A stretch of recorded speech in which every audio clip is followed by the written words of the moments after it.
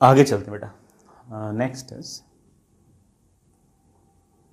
अगला चैप्टर बेटा, that is electrostatics. Electrostatics तो चलो खैर एक चैप्टर है, वैसे अगर देखें तो ये इलेक्ट्रोडायनेमिक्स का एक तरह से स्टार्ट है। अब से लेकर इलेक्ट्रोमैग्नेटिक वेव्स तक अपने आप में एक जेई का एक बहुत बड़ा पोर्शन है। सबसे बड़ा पोर्शन मेरे ख्याल से यही है। मैकेनिक्स से भी ज़्यादा अगर किसी सेक्शन के अगर सवाल पूछो तो दैट इज़ इलेक्ट्रोडायनेमिक्स, हालांकि बड़ा भी ज़्यादा है ना। ऐसा नहीं कह सकते कि ना इलेक्ट्रोडायनेमिक्स सबसे ज़्यादा इम्पोर्टेंट है ना। इंपॉर्टेंट तो मैं, कोई मुझसे पूछता तो मतलब मॉडर्न फिजिक्स बोलता हूँ कि मॉडर्न फिजिक्स बहुत ज़्यादा इंपॉर्टेंट है, क्योंकि कम टाइम के अंदर ज़्यादा नंबर आ जाते हैं। इलेक्ट्रोडायनेमिक्स में तो सवाल ज़्यादा पूछते हैं, 40% सवाल कोई सा पेपर उठा लो, एडवांस का उठा लो, जेई मेन का उठा लो, बिट्स का उठा लो, नीट का उठा लो, 40% सवाल जो हैं वो तो इलेक्ट्रोडायनेमिक्स के होते हैं। लेकिन वो इसलिए होता है क्योंकि पूरे के पूरे करिकुलम के अंदर 45% कंटेंट इलेक्ट्रोडायनेमिक्स होता है, तो उसके सवाल तो ज़्यादा होंगे। तो चैप्टर्स भी अच्छे खासे बड़े हैं, ठीक है, फॉर्मूले भी बहुत ज़्यादा हैं, उसके सवाल भी काफ़ी ज़्यादा पूछते हैं। उस पूरे इलेक्ट्रोडायनेमिक्स का जो सबसे पहला चैप्टर है दैट इज़ इलेक्ट्रोस्टैटिक्स। इलेक्ट्रोडायनेमिक्स अगर अच्छा करना हो तो ऑफकोर्स हमें इलेक्ट्रोस्टैटिक्स से ही थोड़ा सा हावी रहना पड़ेगा पूरे के पूरे चैप्टर्स पर, पूरे सवालों पर, है ना, सारी की सारी थ्योरी पर।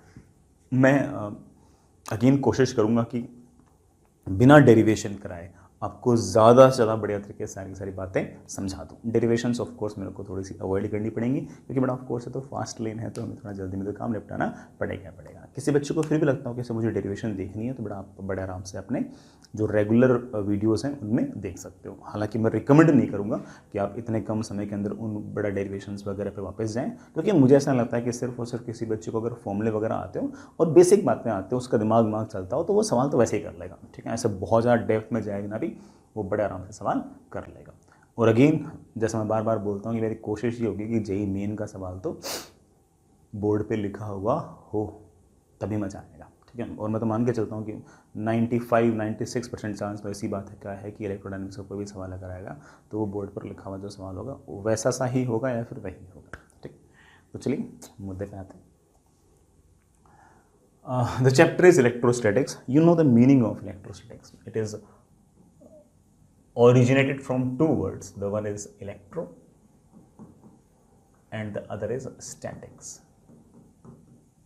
Electro means beta something related to charge, something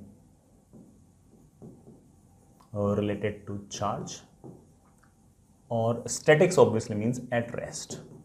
इसका मतलब इस चैप्टर में हम मोस्टली चार्ज जब रेस्ट पर रहता है तो उसकी प्रॉपर्टीज़ को थोड़ा ज़्यादा स्टडी करते हैं, ठीक है। अगर वो मूव कर गया तो उसके कारण क्या इफेक्ट आएंगे उसको हम एक बार के लिए इग्नोर करेंगे। हालांकि आगे आने वाले चैप्टर्स के अंदर चार्ज का जो मूवमेंट है उसके कारण भी क्या क्या इफेक्ट आ सकता है उसको भी हम आगे आने वाले चैप्टर्स में देख लेंगे। इस चैप्टर में तो हम सिर्फ और सिर्फ चार्ज के रेस्ट पर रहने के कारण जो इफेक्ट्स आते हैं सिर्फ और सिर्फ उनको ही डिस्कस करते हैं। सर ये चार्ज क्या है बेटा? चार्ज किसी भी बॉडी की वो प्रॉपर्टी जिसके कारण वो आस पड़ोस के रीजन के अंदर इलेक्ट्रिक और मैग्नेटिक इफेक्ट्स प्रोड्यूस कर सके या फिर खुद इलेक्ट्रिक और मैग्नेटिक फोर्सेस को एक्सपीरियंस कर सके, that property is known as charge. जैसे अगर मान लो कि मेरे पास अगर चार्ज है तो आस पड़ोस के रीजन के अंदर मैं इलेक्ट्रिक और मैग्नेटिक इफेक्ट्स प्रोड्यूस कर सकता हूँ। अगर मेरे पास चार्ज है तो मैं इलेक्ट्रिक और मैग्नेटिक फोर्सेस को एक्सपीरियंस कर सकता हूँ। तो आप ऐसा कह सकते हो कि चार्ज इज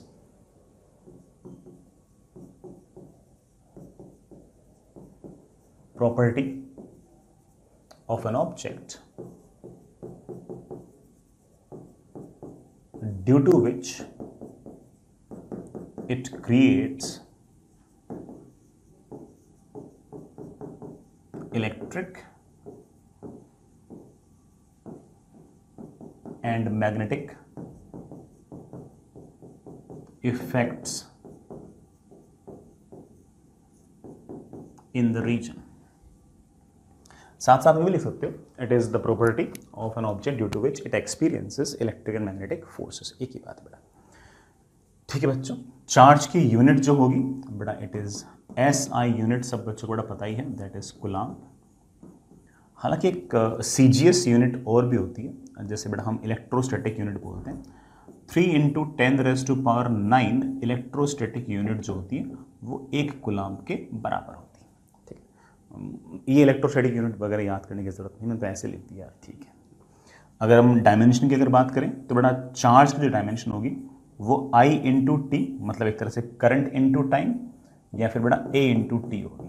ठीक है, अक्सर जेई मेन में, अपनी शीट में, एडवांस में हम करंट को कैपिटल I से रिप्रेजेंट करते हैं, तो उसके डायमेंशन बेटा हम इस तरह से I ही यूज़ करते हैं। तो I इंटू टी बेटा आपके चार्ज की यूनिट होगी, यूनिट नहीं बेटा क्या उसकी डायमेंशन होगी। यूनिट तो मैं बता चुका हूँ कि कूलम्ब होगी।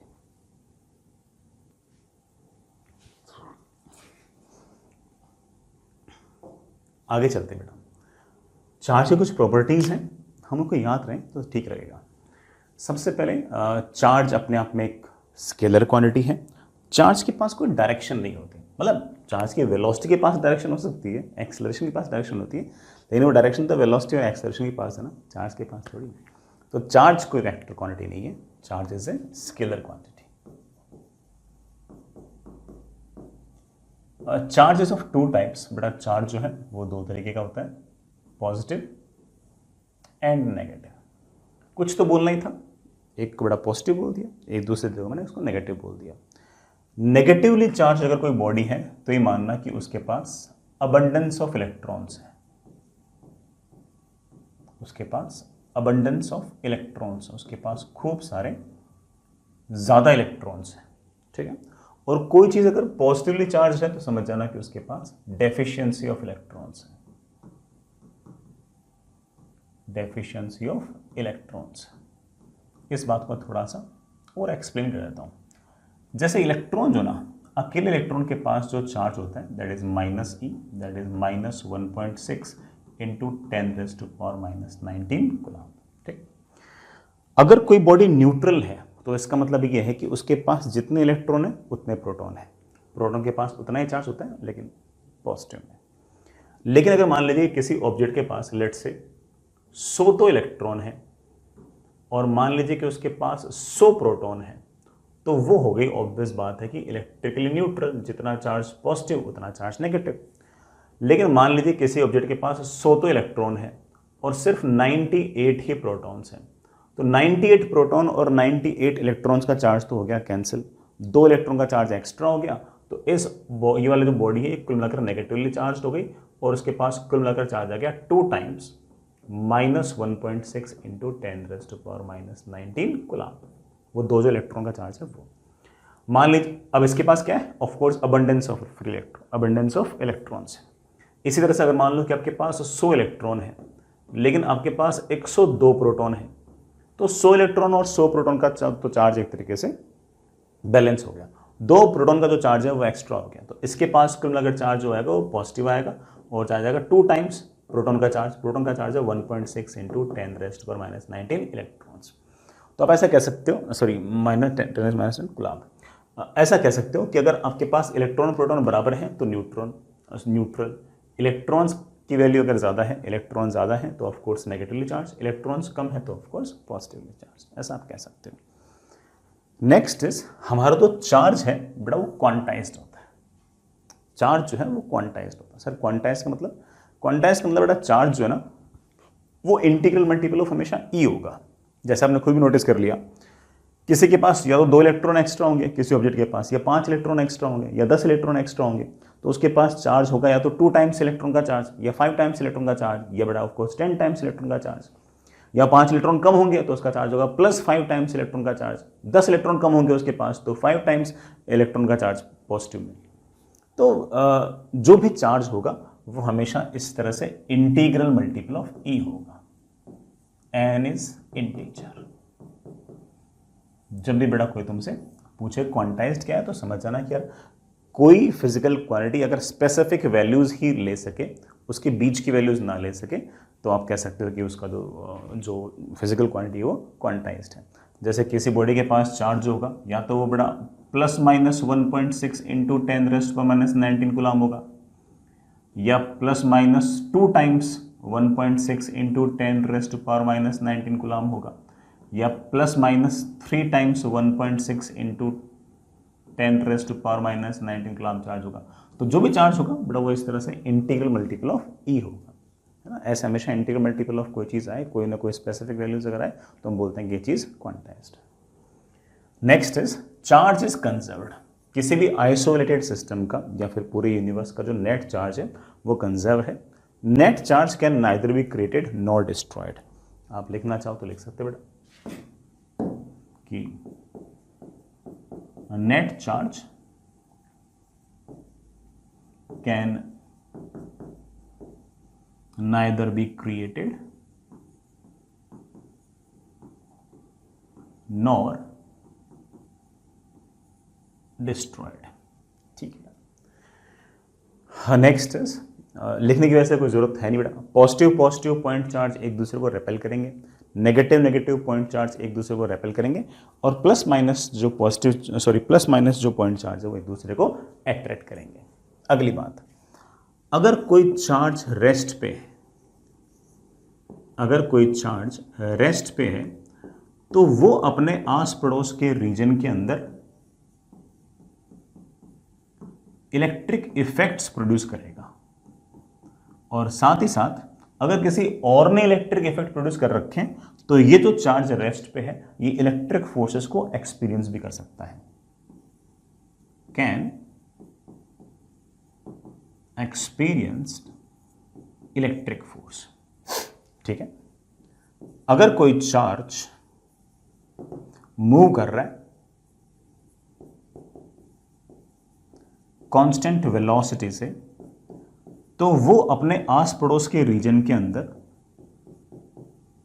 Electric as well as magnetic effects जो है वो प्रोड्यूस कर सकता है। साथ ही साथ अगर आस पड़ोस में किसी और ने इलेक्ट्रिक और मैग्नेटिक इफेक्ट्स प्रोड्यूस कर रखे हैं तो ये चार्ज जो कांस्टेंट वेलोसिटी से मूव कर रहा है ये इलेक्ट्रिक और मैग्नेटिक फोर्सेस को एक्सपीरियंस कर सकता है। तो आप लिख सकते हो can experience electric and magnetic forces.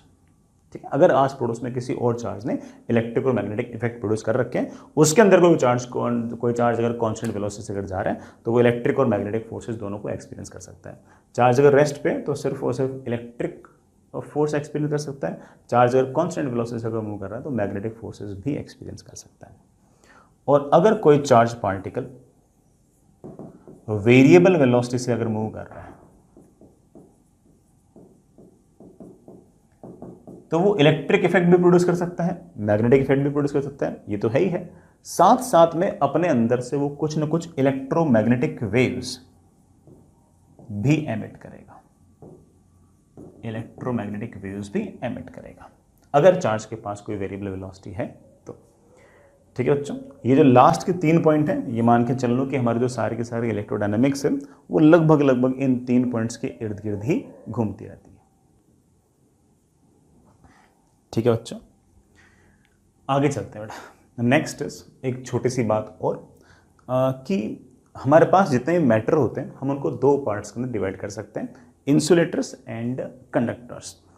इनके अंदर बेसिक क्या क्या डिफरेंस है बेटा सुनिएगा। सबसे पहली बात तो ये है कि इंसुलेटर्स के पास कोई फ्री इलेक्ट्रॉन नहीं होते, इनके पास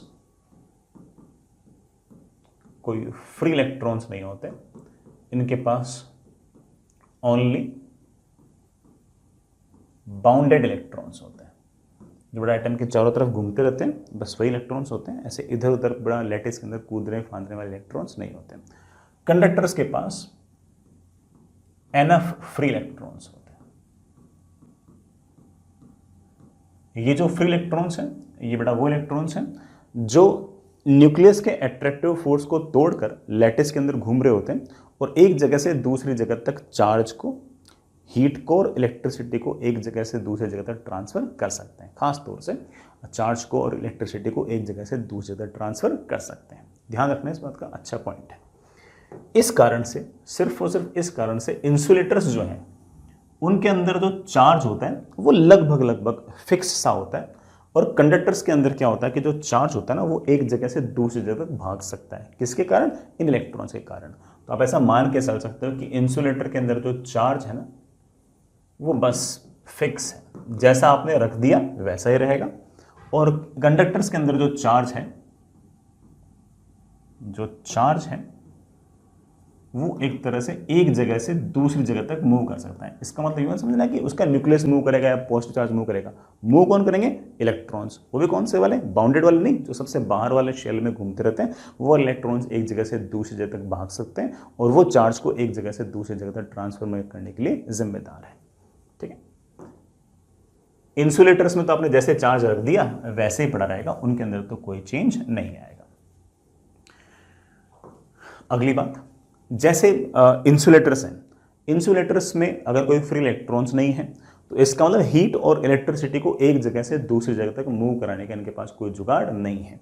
तो आप ऐसा कह सकते हो कि these are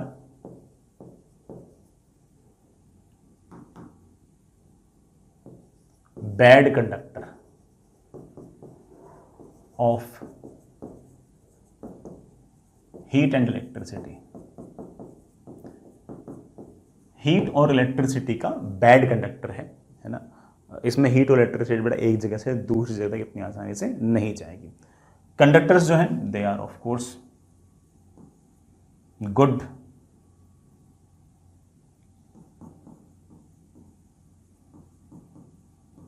transferring agent of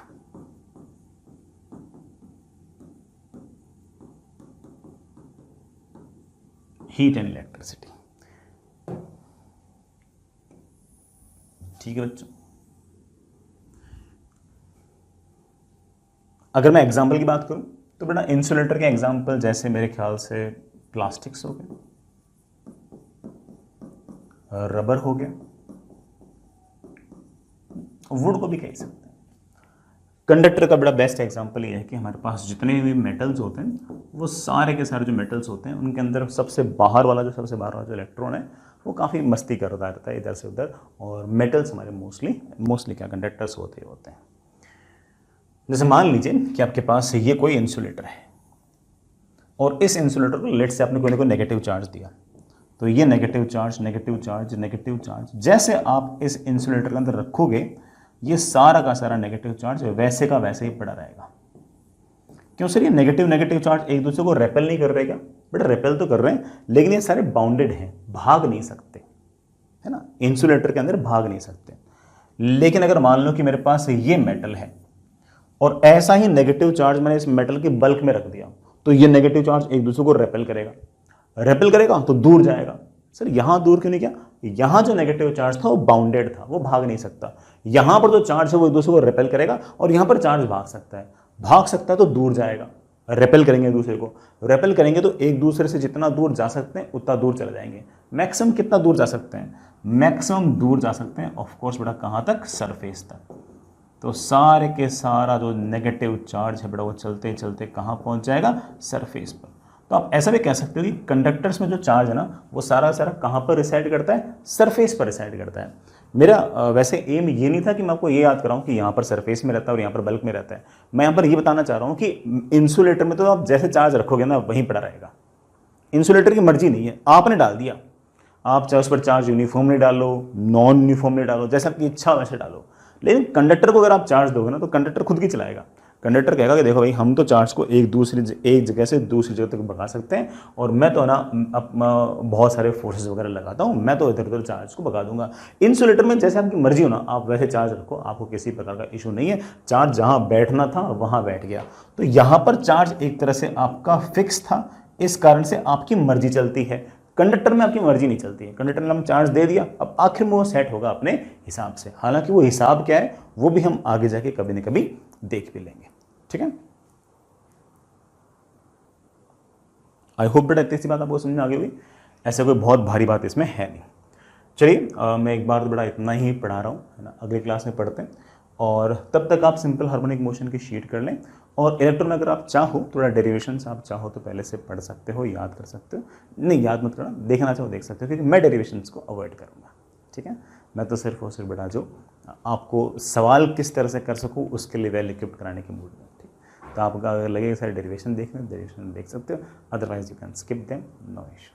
ठीक है, आगे चलते हैं।